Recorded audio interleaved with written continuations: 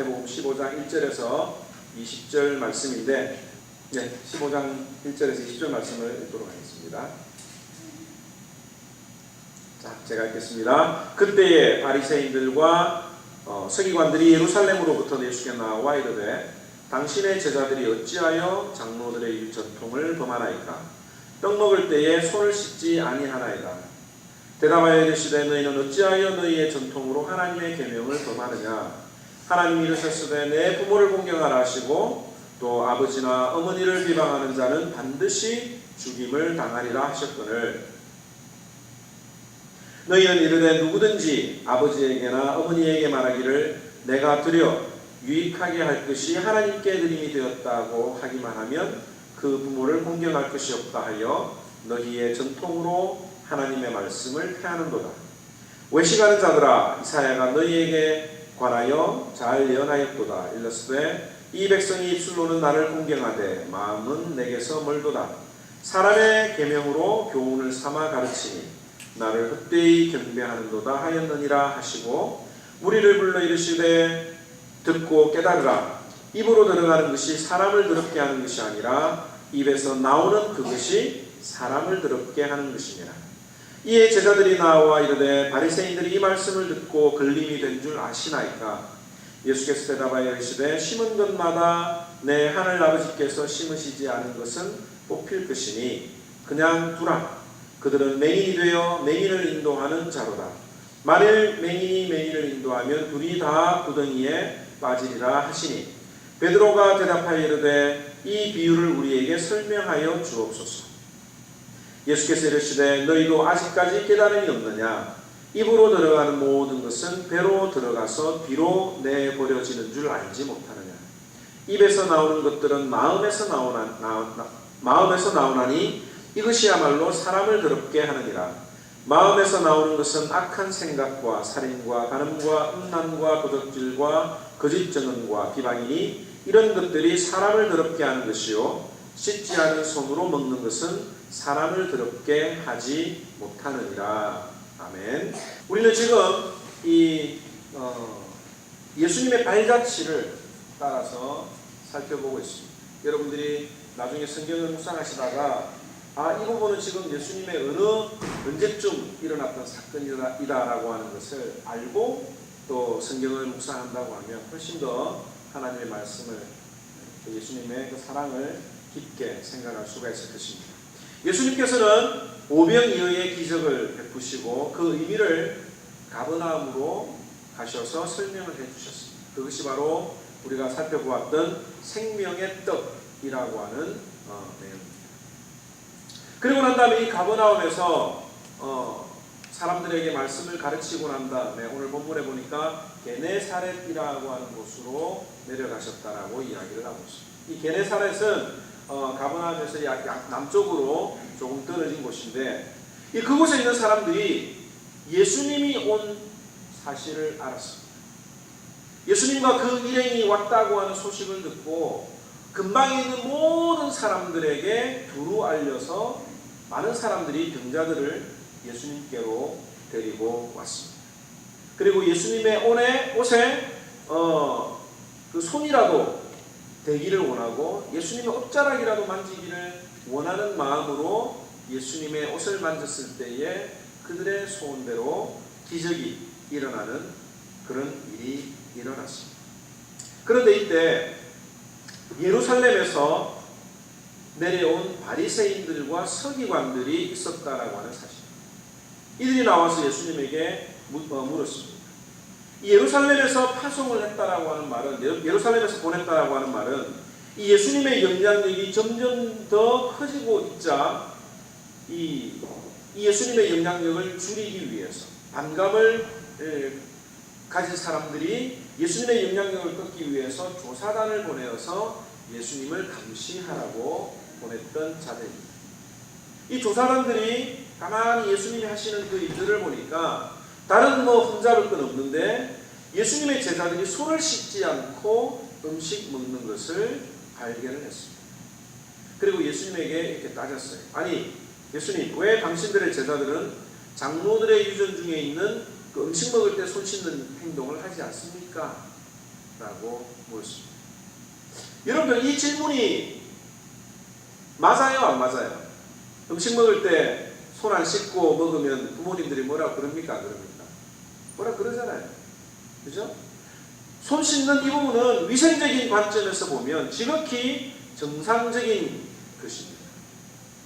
오늘날에도 이 손을 씻는 것만으로도 약 70%의 그 전염병이나 감염을 예방할 수 있다라고 하는 측면에서 보면 이 바리새인들의 질문은 전혀 이상할 것이 없고 오히려 더 예수님이 비난을 받아도 당연한 것처럼 보이죠.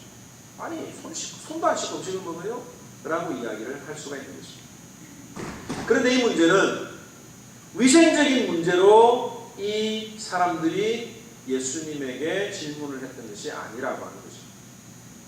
의식적인 문제, 율법적인 문제 때문에 이 제자들이 손을 씻지 않고 먹는 것에 대해서 이야기를 하게 된 것입니다. 그러니까 다른 이야기는 뭐냐면 자신들의 장로들의 그 유전에 보면 전통에 보면 손을 씻고 먹으라고 하는 그 내용이 있는데 왜 그 내용을 지키지 않느냐라고 물어본 것입니다.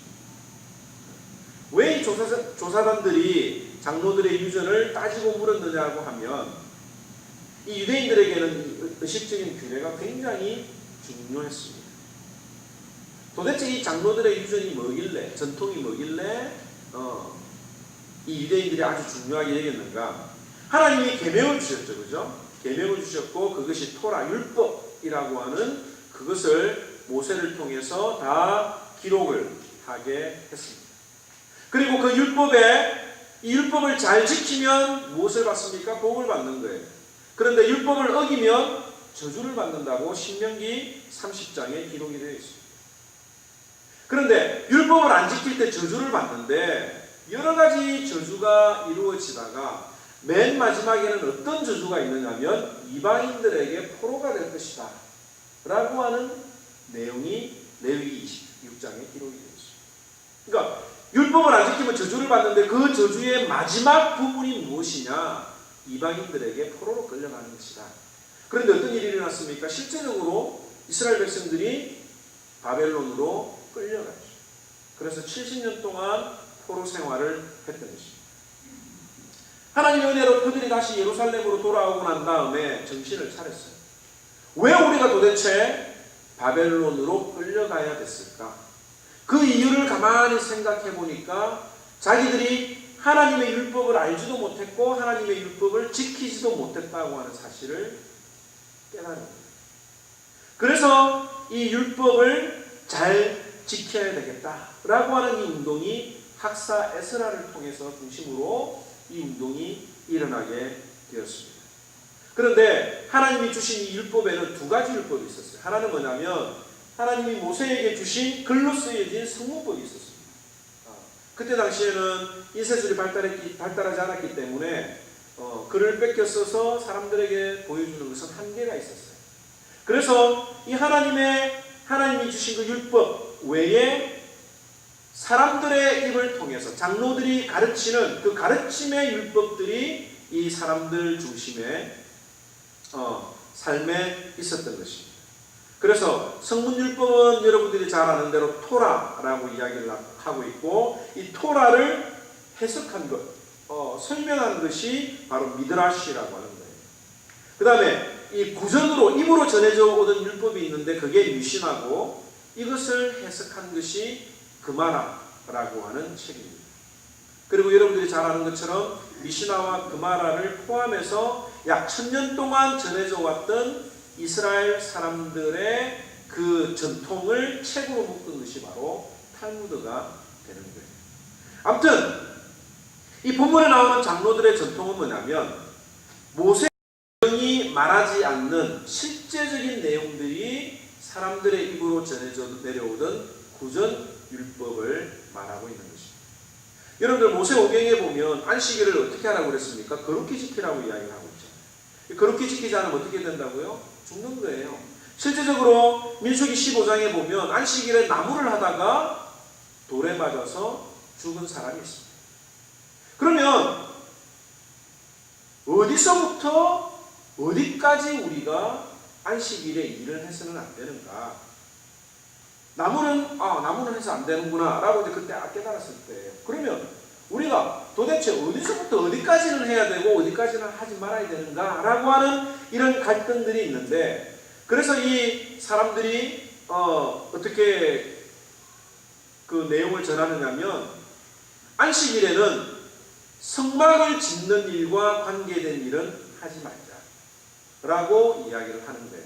자, 우리가 레위기에 보면 성막을 짓는데 하나님이 여러 가지 내용들을 지시를 했습니다. 근데 주일날에는 이 성막 짓는 일은 해서는 안 된다.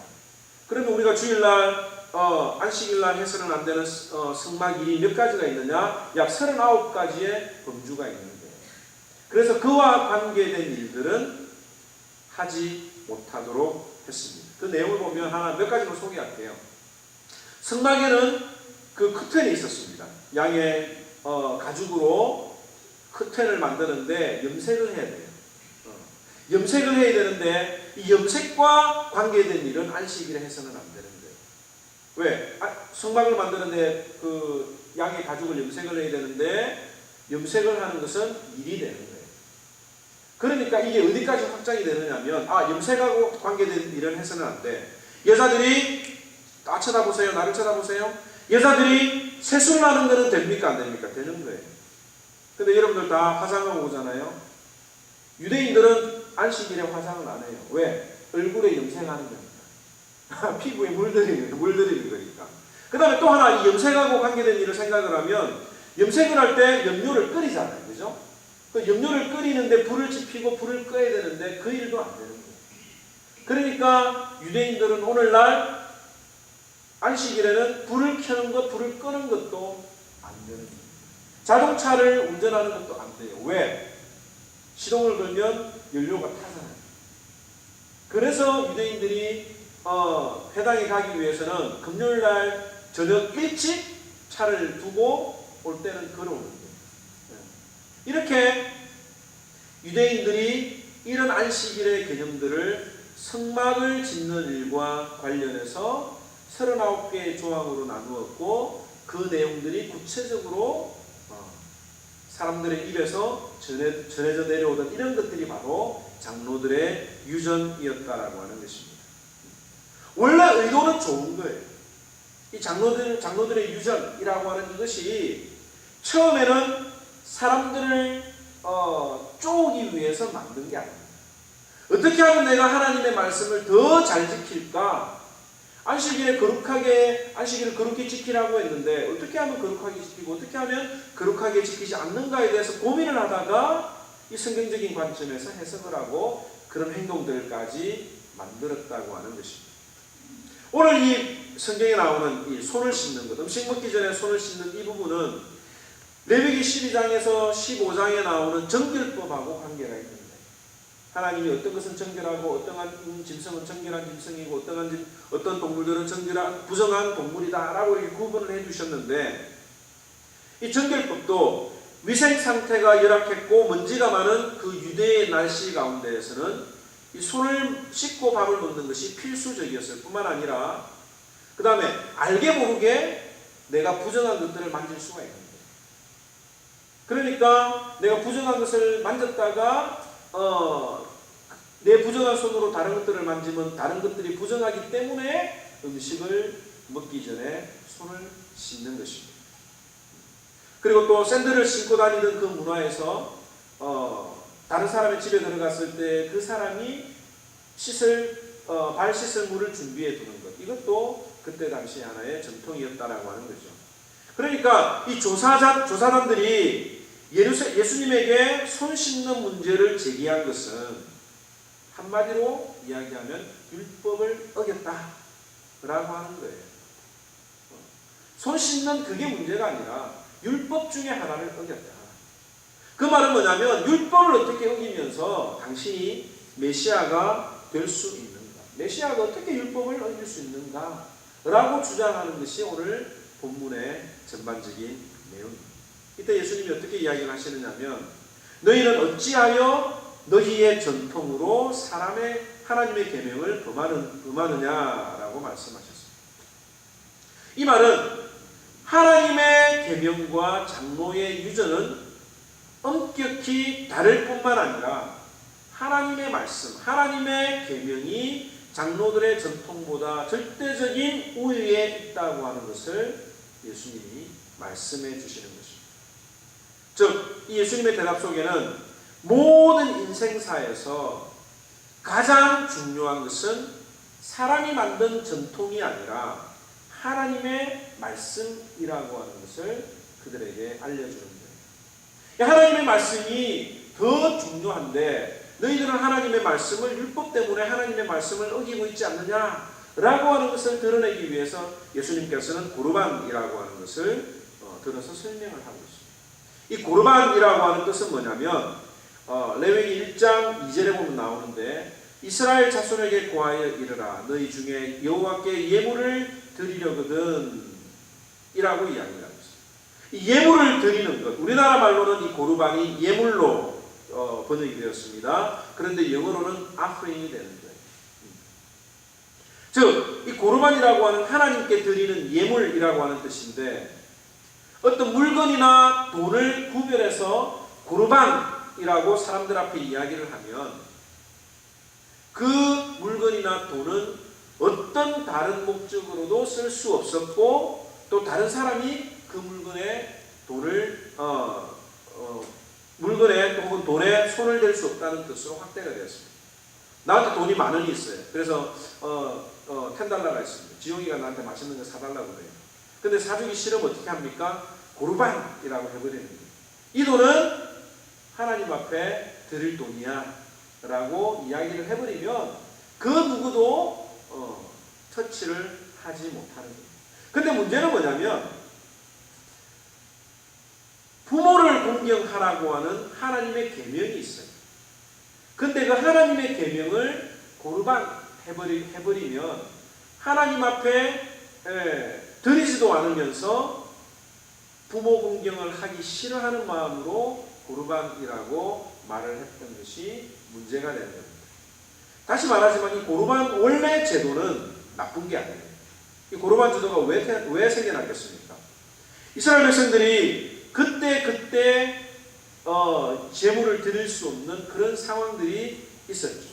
그때마다 나중에 한꺼번에 드리려고 헌금을 모아둔 것이 그 출발점이에요. 여러분들 가운데 멀리 출장을 가거나 했을 때 다른 헌금은 그 참석한 교회에 드리지만 11조만큼은 내가 우리 교회에 드리겠다라고 해서 모아뒀다가 나중에 한꺼번에 드리는 경우들이 있잖아요. 근데 그 경우에 모아뒀는데 그 돈을 11조를 하나님 앞에 드리면 되는데 드린다고 해놓고 안 하는 거예요. 이게 바로 고르반 사상이라고 하는 것입니다. 하나님 앞에 드릴 것을 구별했다라고 하는 점에서는 이 고르반 사상이 상당히 좋은 거예요. 옛날에 우리나라 그 신앙의 선배들은 이 고르반 사상이 참 많았습니다. 하나님 앞에 먼저 드릴 것, 좋은 것들, 하나님 앞에 가장 좋은 것 드리려고 하는, 구별해서 드리려고 하는. 그래서 헌금 드리는 것도 은행에 가가지고 신권으로 만들어서 바꿔가지고 드리는 분들이 있잖아요. 그건 뭐냐면 주일을 준비하고 정말 하나님 앞에 최고를 드리겠다라고 하는 그런 마음의 자세인 거예요. 그게 나쁘다고는 할 수 없는데 문제는 이 고르반이라고 해놓고 실천하지 않고 그것을 악용하는 것이 문제가 되었다라고 하는 것입니다. 결국에는 이 내 부모를 공경하라고 하는 하나님의 계명 위에 고르반 사상을 우선시했을 뿐만 아니라 자신의 욕심, 자신의 유익을 위해서 고르반 사상을 악용했다고 하는 것을 예수님이 책망하는 내용입니다. 겉으로 볼 때는 얼마나 훌륭한 신앙생활입니까? 다른 어떤 것들보다도 하나님의 것을 먼저 구별했다라고 하는 점에서는 우리가 그 신앙을 본받아야만 되지만 문제는 속 마음이 그렇지 않다고 하는 거예요. 오늘 본문 8절과 9절에 보면 이 백성이 입술로는 나를 존경하되 마음은 내게서 멀도다. 사람의 계명으로 교훈을 삼아 가르치니 나를 헛되이 경배하는도다 하였느니라고 이야기를 하고 있습니다. 결국에는 이 마음이라고 하는 것이 하나님을 섬기는 것뿐만 아니라 우리 삶에 있어서도 가장 중요한 부분이라고 성경은 말하는 거예요. 여러분들, 마음이 없으면서도, 진짜 사랑하지 않으면서도 사랑한다라고 말을 하는 사람들이, 그 대표적인 사람들이 누구입니까? 몸을 파는 사람들입니다. 사랑하지 않으면서도 돈으로 사랑을 사고 파는 사람들이 얼마나 가증스럽고 얼마나 거부 반응이 일어납니다. 속과 겉이 다르다고 하는 것을 아는데 사람 앞에서 겸손한 척하면 얼마나 우리가 괴롭겠습니까? 이 예수님의 책망은 마음이 하나님으로부터 멀리 떠나 있으면서도 입술만으로 하나님을 얼마든지 존경하는 것이 가능하다고 하는 것을 암시하기도 합니다. 우리가 이 말씀을 통해서 내가 과연 그렇지 않는가 라고 우리들의 삶을 돌아봐야 할 것입니다. 여러분들, 하나님이 너 왜 11조 이거밖에 안 해? 라고 따지신 적이 한 번도 없다라고 하는 겁니다. 하나님은 우리가 드리는 물질 그 자체를 문제 삼으신 적은 한 번도 없습니다. 순종이 제사보다 낫고 듣는 것이 수양의 기름보다 낫다라고 하는 이 말씀은 하나님이 무엇에 관심을 가지고 있는지에 대해서 분명히 이야기를 합니다. 마음에 대해서, 우리들의 마음에 대해서 관심을 가지고 있는 것입니다. 바로 마음의 문제인 겁니다. 우리가 살아가면서 이 돈이 많은 문제를 해결해 줄 거라고 생각을 해요. 아이들한테 물어보면 90% 혹은 70% 이상 이 돈이 모든 문제를 해결해 준다고 하지만 실제적으로는 마음이 더 큰 문제요, 더 중요한 문제입니다. IMF가 터졌을 때 그래도 우리나라 사람들이 한 마음으로 한번 어떻게 살려보자 라고 하는 금도 팔고 했기 때문에 그런 일들이 가능했던 거예요. 가정에 어려움이 있어도 부부가 마음이 맞고 가족이 마음이 맞으면 이겨나갈 수 있는 거예요. 그런데 아무리 잘 살고 아무리 부유해도 마음이 나뉘어져 버리면 가정은 깨어지고 또 깨어지지 않지만 쇼윈도처럼 보여주기 위한 가정으로 살아가는 경우들도 많이 있습니다. 교회도 마찬가지입니다. 서로 마음이 맞으면 교회 오는 게 즐겁죠. 근데 서로 마음 안 맞는 사람이 있으면 교회 오는 게 지옥 같을 거예요. 볼 때마다 괴롭고 볼 때마다 막 힘든 겁니다. 그래서 성경은 이야기하기를 무릇 지킬 만한 것 중에 뭘 지키라고요? 내 마음을 지키라고 이야기를 하고 있는 것입니다. 예수님께서는 이 바리새인들의 질문에 대해서 외식하는 걸 아신 거예요.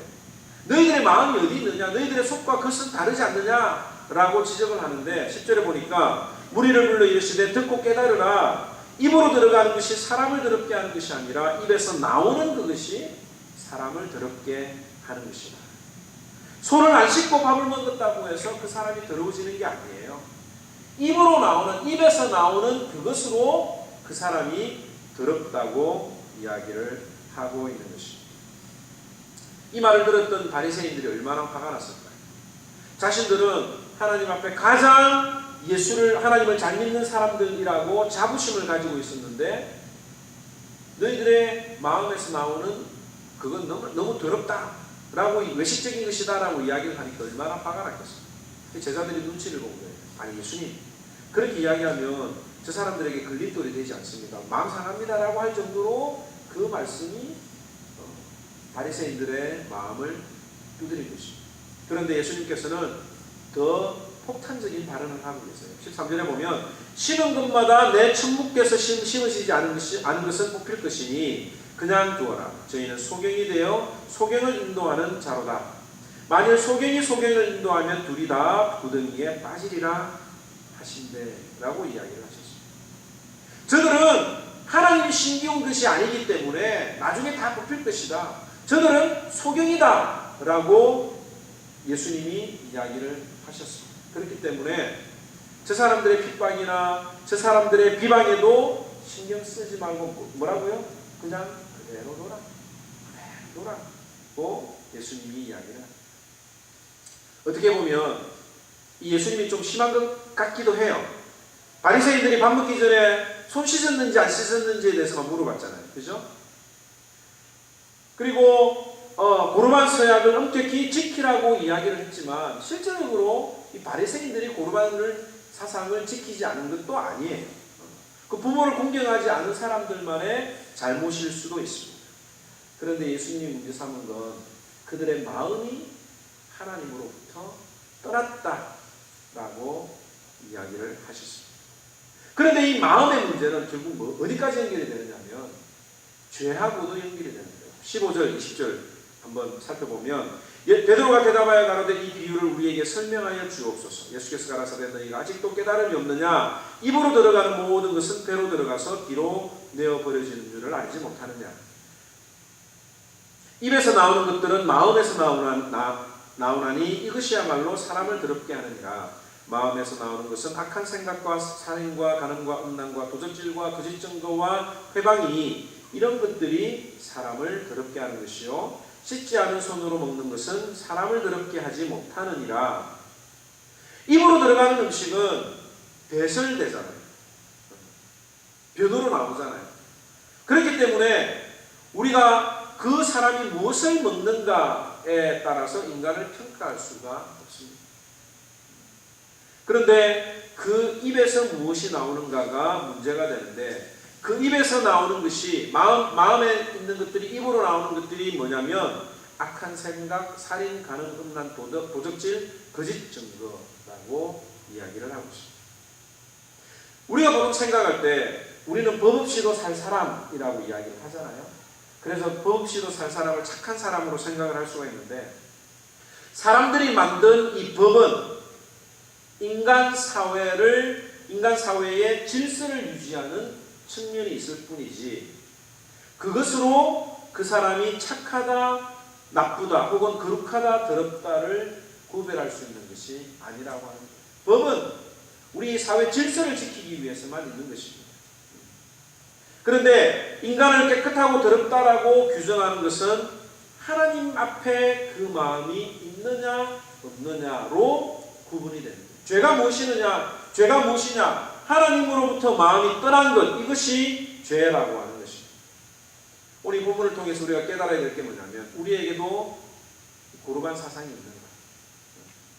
하나님의 말씀보다도 사람의 생각을 더 위에 두는 이것이 바로 고르반 사상입니다. 우선순위의 문제. 하나님의 말씀보다도 더 우선되어야 되는 것은 없어져야 됩니다. 어떤 분들은 자신의 개인의 체험이나 개인의 감정을 하나님의 말씀보다도 더 위에 두는 사람들이 있어요. 실제로 있어요. 내가 본 천국이라고 해서 꿈에 바라봤던 천국이 하나님의 말씀과는 상관없이 자신의 감정이 더 사람들에게 영향력을 끼칩니다. 내가 어디서 교육을 받았는데 그 교육받은 훈련 프로그램에 의하면 이 교회는 이렇게 해야 됩니다라고 말하는 사람들이 강하게 이야기하는 사람들이 있다니까요. 내 경험, 내가 받았던 신앙의 백그라운드를 하나님의 말씀보다도 더 우선시하는 경우들이 우리들의 삶에 많이 있을 수 있다라고 하는 거예요. 우리가 작은 규모지만 재직회를 구성하려고 해요. 이 재직회를 왜 구성하느냐면 하나님을 사랑하고 이웃을 내 몸과 같이 사랑하라고 하는 그 말씀을 효과적으로 체계적으로 지키기 위해서 구성하는 것이지 그 재직회가 우선이 되어서 하나님을 사랑하고 이웃을 사랑하는 것이 방해가 된다고 하면 그 재직회는 구성하지 않는 게 좋다고 생각합니다. 교회의 문제들이 다 어디에서 나옵니까? 회의에서 나오잖아요. 당회에서 나오고 재직회에서 나오고 공동회의에서 나오잖아요. 그 모든 것들은 잘하기 위해서 세워지는 것인데 그것을 하나님의 말씀 위에 두려고 하는 그런 잘못은 우리가 하지 말아야 된다라고 하는 것입니다. 둘째는 뭐냐면 마음의 문제예요. 하나님의 말씀보다 사람이 만든 것을 더 우선시하는 이유가 뭡니까? 그 마음에 교만한 마음이 있기 때문에 그렇습니다. 하나님보다는 내가 사람들에게 자존심 상하지 않기 위해서 내 의견이 수용이 되어야 내가 뭔가 인정을 받는 것 같기 때문에 사람들이 재직회나 여러 회의에서 목소리를 크게 내는 거예요. 하나님의 말씀으로 우리가 지켜지지 않을 때 성령 충만함으로 우리가 성령의 지배를 받지 않으면 어떤 일이 일어나느냐 하면 늘 우리들의 죄가 밖으로 표출이 됩니다. 성령 충만하면 어떤 말을 해도 하나님이 좀 지켜주시는 그런 감이 있어요. 성령 충만하면 우리가 좀 실수를 해도 그 실수까지도 성령님이 지켜주시는 것 같은데 우리들의 마음속에 성령님과 동행하지 않으면 어떤 바른 말을 해도 그 말 때문에 상처를 받는 사람들이 오히려 더 생긴다고 하는 것을 우리가 볼 수가 있습니다. 성령 충만하게 살아간다라고 하는 건 결국 뭐냐면 내 마음이 성령의 지배를 받아서 말과 행동이 조절이 되는, 컨트롤이 되는 이게 바로 성령 충만이라고 하는 거예요. 마음 하나 지키는 건 참 힘듭니다. 그래서 우리 교회 표어가 뭡니까? 성령이 하나 되게 하신 것을 힘써 지키는 교회잖아요. 이게 하모니예요. 이게 쉬운 것 같지만 너무 힘든 거예요. 여러분들 부부가 결혼해가지고 하나 되는 게 얼마나 어렵습니까? 사랑하는데 한 마음을 갖는 게 어려운 거예요. 그래서 다투죠. 그런데 그 부부가 서로를 바라볼 때마다 다툼이 일어나는데 다툼이 일어나지 않는 방법은 뭡니까? 서로를 바라보면 안 돼요. 상대방을 바라보면 안 돼요. 둘 다 같은 곳을 보고 같이 걸어가면 다툼이 안 일어납니다. 교회도 마찬가지입니다. 음식 먹는 스타일도 틀리고 패션 스타일도 틀리고 교육 수준도 틀리고 자란 환경이 다른데 어떻게 하나가 될 수 있을까요? 어떤 음식을 좋아하는 사람이 있고 싫어하는 사람이 분명히 있다고. 호불호가 분명히 갈리는 거예요. 그런데 왜 문제가 나타나느냐? 교회에 하나님을 보러, 하나님을 만나기 위해서 왔다고 하면 어떤 음식을 먹든지 상관이 없는 거예요. 그런데 음식 그 자체, 교회 그 자체를 사람을 보고 오게 되면 그 마음속에 문제가 생기게 되는 것입니다. 우리가 서로 상대방이 어떤 행동을 할 때 그 사람의 행동이 뭐 주책스럽고 또 해서는 안 되는 그런 말들을 했다 하더라도 그 사람의 마음속에 있는 하나님을 사랑하는 마음을 우리가 조금 더 이해한다고 하면 저 사람이 저래도 하나님을 사랑하는 마음 때문에 저런 일들을 하지 라고 하면 그게 이뻐 보일 수가 있습니다. 여러분들 집에 며느리가 들어왔다고 칩시다. 사위가 들어왔다고 칩시다. 며느리가 마음에 안 들면 뭘 해줘도 마음에 안 드는 거예요. 음식 해줘도 마음에 안 들고 뭘 하나 선물을 해줘도 마음에 안 드는 것입니다. 그럴 것 같으면 요리사하고 결혼을 시키고 가정주부하고 결혼을 시키면 되는데 트집을 잡는 거예요. 하나님 앞에서도 마찬가지입니다. 우리가 하나님 앞에 모든 마음을 진실한 마음을 가지고 가면 하나님께서는 우리가 어떤 마음으로 교회에 오는지도 아시고 또 우리가 상대방의 그런 마음을 안다고 하면 우리가 그리스도 안에서 하나가 될 수 있는 것입니다. 또 하나 우리가 생각을 해야 되는 건 뭐냐면 이 마음은 결국 무엇으로 연결이 되느냐? 실천하고 연결이 되는 거예요.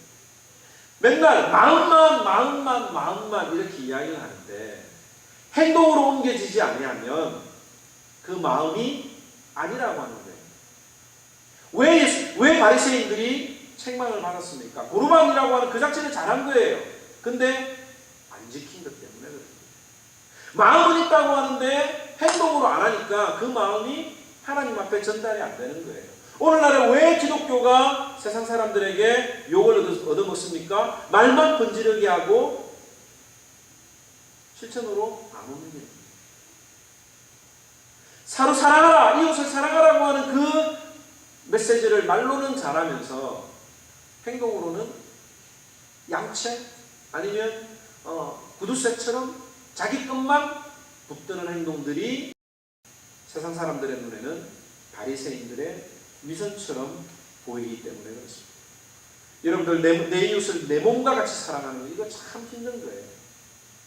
내 몸에 여러분들 몸에 문제가 생기면 당장 행동을 취합니까? 안 취합니까?